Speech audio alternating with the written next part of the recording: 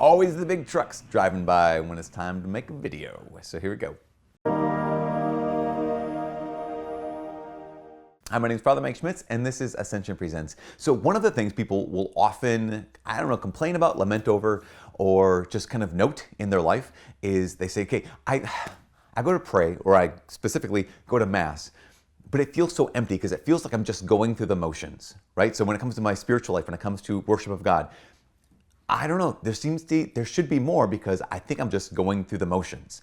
And I say, that's awesome because that's not necessarily a bad thing, but it also might indicate that you need to change a little about how you're going to Mass. Okay, so here's what I mean. Okay, way back in the day, there was this it was a movie called The Karate Kid, and then they did a remake of it, which was also relatively okay. But in both movies, there was Daniel, and he was trained by Mr. Miyagi. If you remember this, in both films, they did different versions of the same thing, where at the beginning of training, Mr. Miyagi said, okay, so Daniel, wax on, wax off, paint the fence, sand the floor, right? So then all day, here's Daniel, and he's painting the fence. Or I think the other one in the new one was, put on your backpack or pick up your whatever, something. Some kind of movement he had to do over and over again. And at the end of the days of doing this, like he knew karate because those were the actual moves you would use. Painting fences and sanding floors and waxing on and waxing off were the moves that you would use to defend yourself in karate. I didn't know that, so when I went home from that movie, I'm like, Mom, are there any chores you want me to do? Because I want to learn some karate. That doesn't work. She didn't know how to any karate, so sweeping the floor didn't really make me into a black belt of any sort. Anyways, but that wouldn't work ever, would it? Why? One of the reasons why is because human nature. You taught me this motion. Now, I won't be super strict in the waxing on or waxing off.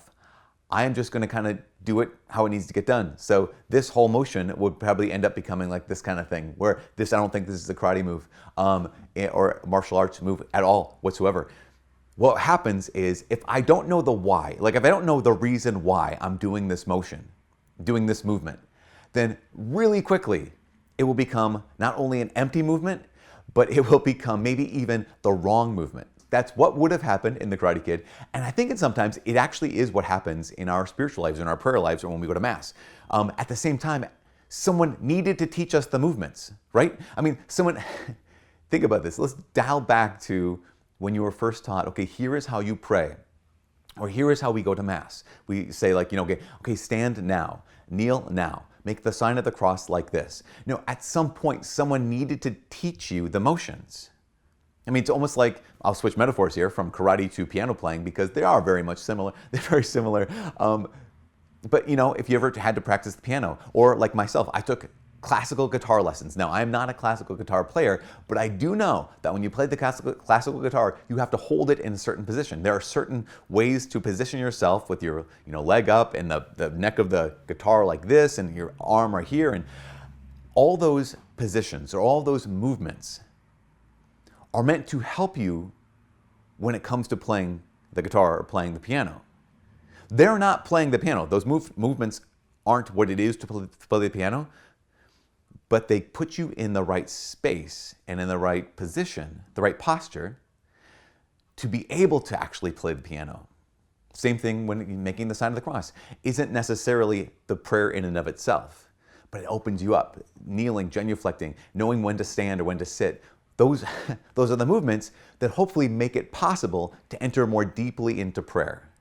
So what I need to know is, okay, I need to know the movements, I need to know the motions, but I also need to know why. Like what are they oriented towards? And if you don't know the why yet, but you do know the motions, then this is a great opportunity for you to learn, okay, so what is the point of the sign of the cross? What is the point of genuflecting? What is the point of standing at this moment of the Mass, but kneeling at this moment of the Mass? Just like saying, what's the point of holding my guitar like this or sitting at the piano like this?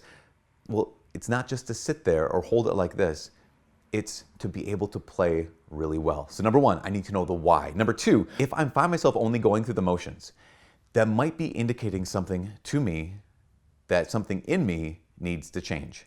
Because obviously we know this. We know that the goal is never to simply go through the motions. The motions themselves are never the goal. So if I'm going through the motions, maybe the problem doesn't have anything to do with the Mass. Maybe the problem has to do with me. Maybe the problem doesn't have anything to do with emotions. Maybe the problem has to do with how I'm living. For example, if there's a husband and wife and they're married and they feel like they're just going through the motions, you wouldn't say, well, I guess something's wrong with the relationship. You might as well get out of it, leave it. You'd say, what's wrong with you? What's wrong with the way that you're going through the motions? Or even more importantly, how are you living when you're not with each other? As an example, here's a husband and he just feels like, again, going through the motions with his wife. But you'd be able to ask the question and say, okay, when you're not with her, how often are your thoughts, how often is your heart, how often are your actions rooted in your love for her when you're not with her, so that when you are with her, it's not just going through the motions? And if you'd say, well, actually, I don't really think of her during the course of the day, and I don't really actually make decisions based off of my relationship with her, then you'd say, of course, then something is wrong with the way you're living outside of, I guess, kind of outside of the marriage relationship, so that when it comes to the marriage relationship, it just feels like it's empty or you're going through the motion. Here's what the Catechism says about this when it comes to prayer. It says, we live as we pray because we pray as we live. I mean, actually, they say it the other way. They say, we pray as we live because we live as we pray. And they bring up the very real thing that says, if I do not live according to the Spirit of God, how in the world would I hope to pray according to the Spirit of God? More specifically, if my thoughts and my heart, my actions are so far from the Lord when I'm not in prayer or at Mass, why do I think that once I show up to Mass, my heart is going to be rooted, my actions are going to be centered, and my life is going to be like, revolving around the Lord? We pray as we live because we live as we pray. So what needs to change in my life outside of the Mass so that when I show up to the Mass, it's not just going through the motions? So I need to know why. I need to maybe change some things. But the third thing is, maybe going through the motions isn't such a bad thing. Maybe even merely feeling like you're going through the motions isn't necessarily a bad thing. Why? Because our spiritual lives have peaks and valleys, right? They have times of consolation and they have times of desolation.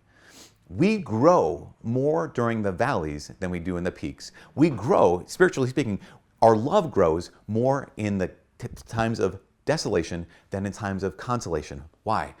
Because when I show up to pray and I'm getting this great consolation and I'm not going through the motions and it feels so full, well, that's great, that's awesome. I'm loving God and worshiping God. But I'm also kind of like really pleased with myself because I'm getting a little something back. But when I show up to pray, whether that's my own private prayer or Mass or whatever, and it feels desolate, it feels kind of valley-ish, it feels just like it's motions. No, I'm doing it on purpose, like I'm intentional about it, and I'm trying to bring my life in line with what I'm doing at Mass, and I still feel like it's kind of empty. That is a time for purification. Because to show up and do your duty, because you know it's your duty, to show up and do your duty because out of love, this is my obligation, and every one of us has an obligation to worship God. We all have an obligation to worship God in the Mass. And so even when I don't feel anything, to show up and to worship God in the Mass, it purifies my heart. And actually it makes our hearts bigger and it makes our love stronger. Duty is not a bad word. I mean, the D-U-T-Y version of duty is not a bad word. Obligation is not a bad word. And going through the motions is sometimes exactly what our souls need in order for our hearts to be able to love better. As Saint Josemaria Escrivá said it, he said, I think he said something along the lines of, forget about your heart. Duty comes first. But when doing your duty, put your heart into it. It helps. I love that. Duty comes first. But when doing your duty, put your heart into it. That helps. So when you're going through the motions, ask the question, do I know why? Number 2, is my life conforming outside of worship to what's happening inside of worship? And 3, maybe God is simply purifying me by allowing me to go through this time of desolation where I don't feel anything at Mass. So I'm going to do my duty and I'm going to put my heart into it with everything I've got. God will be there. For all of us here at Ascension Presents, my name is Father Mike. God bless. Hey, be sure to subscribe, to smash the like button, and to leave comments below. God bless.